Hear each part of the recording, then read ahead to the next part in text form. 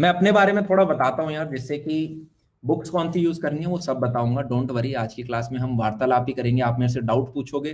ठीक है, मैं थोड़े थोड़े कमेंट्स देख रहा हूँ। और जो ऊपर एक क्वेश्चन टैब है, क्वेश्चन टैब दिख रहे हैं ना यार, कुछ क्वेश्चन आ रहा होगा उसमें, आप टाइप करके डाल सकते हो। वो मैं क्लास के लास्ट में देखता हूँ। फील आ रही है? तो अभी मैं आपके कमेंट्स देखूंगा। जैसे ही 2 घंटे पूरे हो जाएंगे उसके बाद मैं सिर्फ आपके क्वेश्चन टैब देखूंगा। ठीक है? क्या फील आ गई? ग्रेट। ओके। अच्छा, आपका नीचे होता है, मुझे वो क्वेश्चन टैब जैसे ही आप टाइप करते हो मेरे को ऊपर दिखाई देता है, वो रजिस्टर ऊपर होता है। चलो ग्रेट। अब मैं थोड़ा सा अपने बारे में बता देता हूँ आपको। माय नेम इज अमन। ठीक है। अभी अभी मैं 23 साल का हुआ हूँ, तो मेरे को 23 अच्छा नहीं लगता, तो तुम मुझे 22 साल का कह सकते हो। आज से 4 साल पहले मैं भी 12th क्लास में था। ठीक है। ओके। तो ज्यादा बुढ़ापे का गैप नहीं हुआ है, जिस सिचुएशन से तुम जा रहे हो उसी से हम भी गए थे, बस तुम्हारा एक पेपर ज्यादा हो रहा है। ठीक है। हमारे टाइम में क्या होता था यार, बोर्ड एग्जाम और जेई मेंस दोनों के नंबर मिलते थे, तो हमारे साथ भी थोड़े बहुत एक्सपेरिमेंट्स किए थे। ऑल्दो आपको तो कैप्टन अमेरिका ही बना दिया इन्होंने। ठीक है। तो हम क्या करेंगे अब, फिर अब मैं यार बॉर्न इन राजस्थान हूँ, और शुरुआत के 2-3 साल गांव में ही रहा था। और राजस्थान में यार हमारे यही होता है कि या तो आर्मी वगैरह ज्वाइन कर लो या फिर स्पोर्ट्स में करियर बनाओ। इनको हम बहुत रिस्पेक्ट करते हैं, आर्मी और स्पोर्ट्स को। तो जब मैं दिल्ली आया पापा की जॉब की वजह से, तो पापा ने कहा बेटा बताओ कौन सा स्पोर्ट खोलोगे। तो मैंने यार कोई सा स्पोर्ट खेल नहीं रखा, तो मैंने बोला क्रिकेट खेलूंगा। ठीक है। फिर पापा ने कहा बेटा क्रिकेट में तो 11 लोगों की टीम होती है, तो है ना तुम 10 लोगों पे डिपेंडेंट रहोगे। तो ऐसा कर टेनिस खेल, टेनिस वन मैन गेम होता है, अगर तेरे में दम होगा तो निकाल लेगा। मेरे को टेनिस का टी नहीं पता था, मैंने कहा एज यूजुअल ओके पापा। तो पापा ने कहा ठीक है, तो मैंने लॉन टेनिस खेलना स्टार्ट किया। ये मैंने स्टार्ट किया था अपनी 3rd क्लास के अंदर। और मैंने स्कूल भी वही ज्वाइन करा था, मैंने अपना स्कूल बदलवाया था। मैं ऐसे स्कूल में गया था जिस स्कूल के अंदर लॉन टेनिस ग्राउंड हो, जिससे कि मैं ब्रेक वगैरह में प्रैक्टिस कर सकूं। वो पापा होते हैं ना, मम्मी पापा छोटी एज में हर छोटे छोटे चीज को देखते हैं कि ये भी इसे मिले, ये भी मिले। अब लकीली मेरे पेरेंट्स ने मुझे स्पोर्ट्स में डाला। और धीरे धीरे क्या है कि यार ये भी था कि पढ़ाई भी अच्छी चले। तो मेरे पापा का हमेशा यूं था, जिस बच्चे की मैथ्स प्लस इंग्लिश स्ट्रांग है वो बच्चा कुछ भी कर सकता है इस दुनिया में, और ये रियलिटी है। अगर आपकी एक लैंग्वेज जो कि इंग्लिश प्लस मैथ्स सही है, तो अब आप कुछ भी उखाड़ सकते हो। और ये मैंने अपना जो लाइफ का फर्स्ट सेमिनार लिया था, वहां पे भी जो हमारे आगे मेंटर थे उन्होंने हमें बताया था, विच इज अ फैक्ट। तो बचपन से पापा जी ने मैथ्स स्ट्रांग रखी, और 10वीं क्लास तक की तुम्हें मैथ्स पता भी है कैसी होती है। तुम क्लास में हाईएस्ट नंबर ले आते हो, आरडी शर्मा निकाल लेते हो, कर लेते हो कुछ कुछ। ठीक है।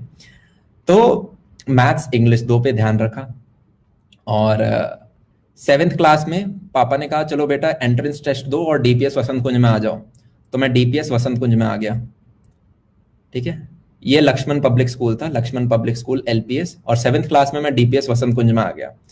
फिर वहां पे भी लॉन टेनिस कोर्ट थे, अच्छी बात ये थी। और लगभग 10th तक मैं वहीं रहा। उसके बाद 11th क्लास में किसी ने कहा कि डीपीएस वसंत कुंज से भी अच्छा एक और स्कूल होता है, और वो है डीपीएस आरकेपुरम। और उससे भी अच्छी बात ये कि मेरे घर के पास था। तो इसका एक एंट्रेंस टेस्ट होता है 11th क्लास के अंदर। ठीक है। और वो मैंने दिया और वो भी क्लियर हो गया था। तो फिर मैं आ गया डीपीएस आरकेपुरम में। और मुझे आरकेपुरम एक कारणवश और भी अच्छा लगता था। वो कारण ये था कि 9th क्लास में मैं आपका नेशनल्स खेलने गया था। तो नेशनल्स जब मैं खेलने गया था, इंटर डीपीएस हुआ था। तुम्हें पता है ऑल ओवर इंडिया कितने डीपीएस है? मैंने 9th क्लास में देखा था, तब 125 डीपीएस थे। तो इन सबका कंपटीशन हुआ था। और आपका होता है ना यार कि ओपन होता है, अंडर 14 होता है, अंडर 16 होता है, अंडर 18 होता है, फिर एक ओपन होता है। बेसिकली अंडर 18 को ही ओपन बोलते हैं। तो मैं ओपन कैटेगरी में खेलने गया था 9th क्लास में। मेरा लॉन टेनिस बहुत सॉलिड था, मतलब दिन में 5-5 घंटे मैंने लॉन टेनिस खेला है, 3rd क्लास से लेके 11वीं क्लास तक।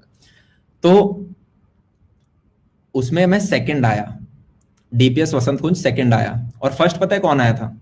फर्स्ट आया था डीपीएस आरकेपुरम। तो जब मैं 11th क्लास में जा रहा था, आई वाज लाइक यस, अब मैं स्कूल में आऊंगा और अपन गोल्ड लेके आएंगे। तो स्पोर्ट्स में थे पूरे। फिर जैसे ही 11th के अंदर आए, तो पापा जी ने क्या कहा, बेटा स्कूल तो डीपीएस आरकेपुरम मिल गया है, पर अब ये बताओ स्पोर्ट्स खेलोगे या फिर पढ़ाई करनी है, इंजीनियरिंग करनी है? अब मैंने पापा को कहा पापा स्पोर्ट्स खेलना है, आज तक वही खेला हमने। तो पापा बोले ठीक है बेटा इंजीनियरिंग कर लो। तो ऑप्शन तो होता नहीं था, एज अ गुड बॉय मैंने बोला ओके ठीक है इंजीनियरिंग कर लेते हैं। तो हम जब अब स्पोर्ट्स खेलने का यार मेरे को एक बहुत फायदा हुआ लाइफ में, और वो ये था कि नेवर गिव अप वाला एक वो आ जाता है। क्योंकि जब मैं थर्ड क्लास से खेलना स्टार्ट किया था, इनिशियली मैं कभी भी गेम नहीं जीतता था। मैं कोचिंग में बहुत अच्छा खेलता था, पर जैसे ही कोई गेम होता था टूर्नामेंट वगैरह, मैं बच्चों से हार जाता था, बहुत नर्वस रहता था, बेस्ट परफॉर्मेंस कभी नहीं आई।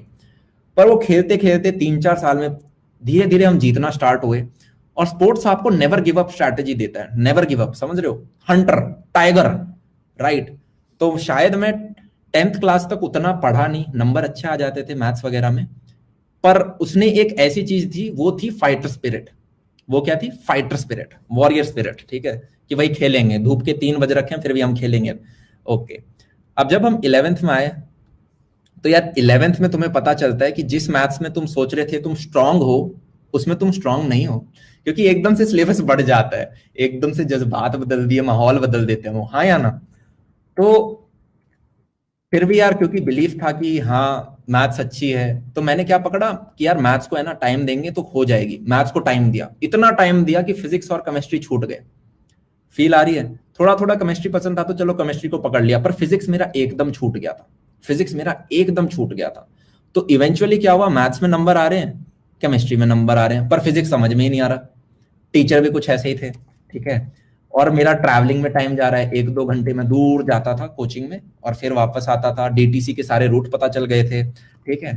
तो फिर ऐसे करते करते धक्का खाते खाते हम 12th में पहुंचे। और 12th में था यार बोर्ड में अच्छा स्कोर करना है, क्योंकि उससे जेईई मेन की रैंकिंग आएगी, board is also counted.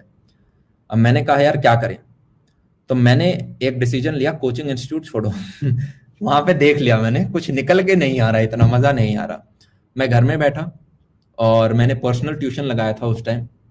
Personal tuition मतलब मैं जाता था कहीं पे, उनसे पढ़ के आता था, फिर वापस आता था। ट्रैवलिंग टाइम अभी भी कम नहीं हुआ था, पर अब मुझे इंडिविजुअल ट्यूशन मिल गया था। इंडिविजुअल मतलब मेरी क्लास में बच्चे कम थे, 10-15 बच्चे होते थे और उन्हीं में पढ़ते थे। और टीचर क्या होता है, फिर फोकस ज्यादा होता है आपके ऊपर। तो मैंने यार फिजिक्स को अपना मेन स्ट्रेंथ बनाया, वहां से मैंने दोबारा उठाई, ठीक है।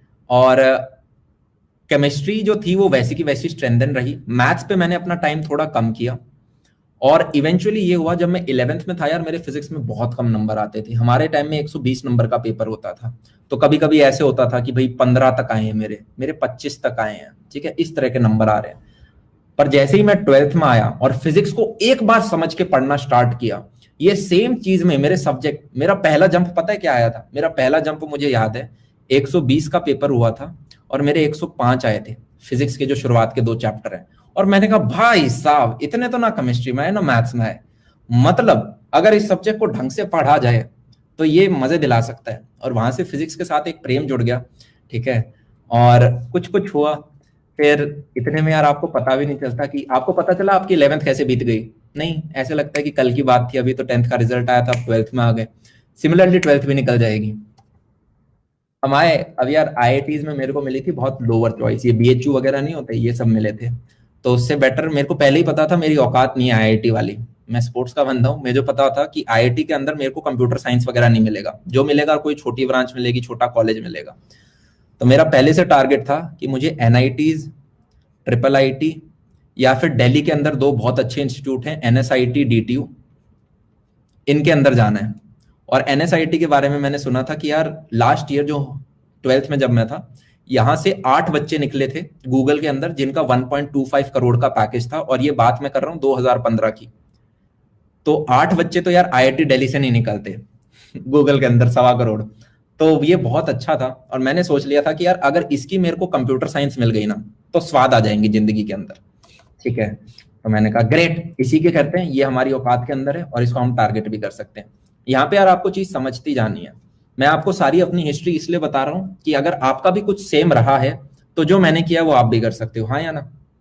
प्लस तुम्हारे पास तो मैं हूं, तुम्हें रास्ते बता दूंगा कहाँ से लेफ्ट राइट लेना है, यस और नो, ग्रेट। तो अब हम इस कॉलेज के अंदर आ गए। अब मैं यार थोड़ा शाय था, ठीक है। अब कॉलेज की जर्नी के अंदर हम जा रहे हैं, कॉलेज की जर्नी के अंदर जा रहे हैं। आज यार सिर्फ एक दूसरे को हम जानेंगे, चिंता मत करो। कल से क्लास स्टार्ट करेंगे, क्योंकि काफी बच्चे हैं जिन्हें पता ही नहीं है कि आज क्लास है, ठीक है। तो आज हम थोड़ा जानेंगे, स्ट्रैटेजी डिस्कस करेंगे। तुम मेरे से कुछ भी डाउट पूछ सकते हो आज, about the course, about anything, right. Okay. तो मेरी लगभग यहाँ पे रैंक आई थी 6024, ठीक है। तो 6024 में आपको कंप्यूटर साइंस नहीं मिलता, मेरे को मिला आईटी, जो कि कंप्यूटर साइंस के जस्ट बाद होता है, पर लगभग अच्छी ब्रांच होती है, तो इट्स गुड, ठीक है। दोनों का एवरेज पैकेज सेम ही जाता है। तो मैंने कहा ओके चलो मिल गए, अब अंदर जाते हैं, हाँ मेंस के अंदर। अब मैं बहुत खुश था टू बी ऑनेस्ट। इनफैक्ट मेरे पापा यूं थे कि बेटा ड्रॉप ईयर ले लो, आईआईटी चले जाओ, क्योंकि आईआईटी का टैग बहुत अच्छा होता है। और मैं भी कंफ्यूज था कि यार कहीं आईआईटी का टैग बहुत अच्छा तो नहीं होता। पर मैंने एक डिसीजन लिया कि नहीं यार एनएसआईटी के अंदर जाएंगे। अब जब चले गए, कॉलेज के कुछ 4 साल बीते, उनके अंदर मैंने कुछ रामायण महाभारत और सब कुछ करा। उसका रिजल्ट ये हुआ कि जब मैं 4th ईयर में निकल रहा था, तो मेरा all over India highest package है, ठीक है। दिस इज अ फैक्ट, ठीक है, this is a fact. I have not been to IIT Delhi Bombay computer science, but still I got somehow touch wood a nice package. Okay, so बस कितना, देखो यार कभी भी एक औरत की उम्र और एक आदमी की इनकम नहीं पूछते, पर फिर भी मैंने अपने वीडियोस में काफी बार बता रखा है। मैं बार बार नहीं बताता क्योंकि वो अजीब सा लगता है, मेरे को खुद क्रिंज होने लग जाता है, ठीक है। सो और उससे भी इंटरेस्टिंग फैक्ट पता है क्या है? इंटरेस्टिंग फैक्ट ये है कि I don't work for anyone, मतलब मैं इंडिपेंडेंट हूं अपना, मेरी जहां मन करता है मैं उधर काम करता हूँ। पॉइंट बीइंग मैंने खुद का काम किया था, और वो मेरा खुद का काम, लोगों को प्लेसमेंट मिलती है जब वो किसी के लिए काम करते हैं, उनको जॉब मिलती है। मैंने अपना प्लेसमेंट क्रिएट किया था, क्या चीज समझ रहे हो? मैं आज के दिन 6 से 7 काम करता हूँ, फील आ रही है? ठीक है, ग्रेट।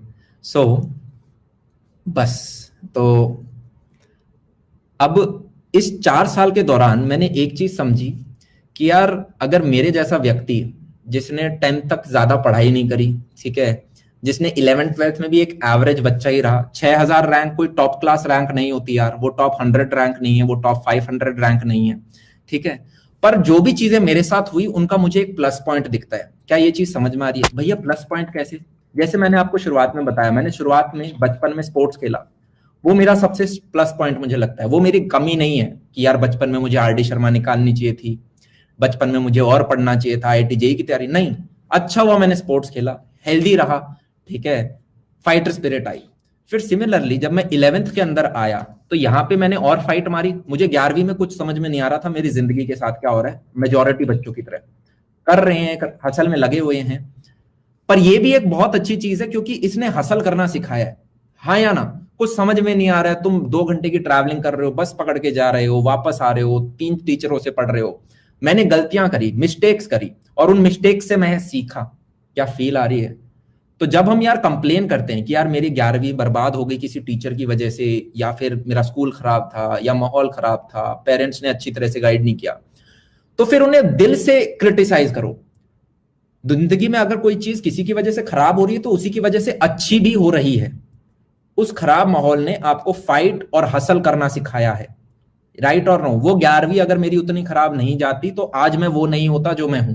फील आ रही है? तो हमें हर चीज की प्लस साइड भी देखनी है, ग्रेट।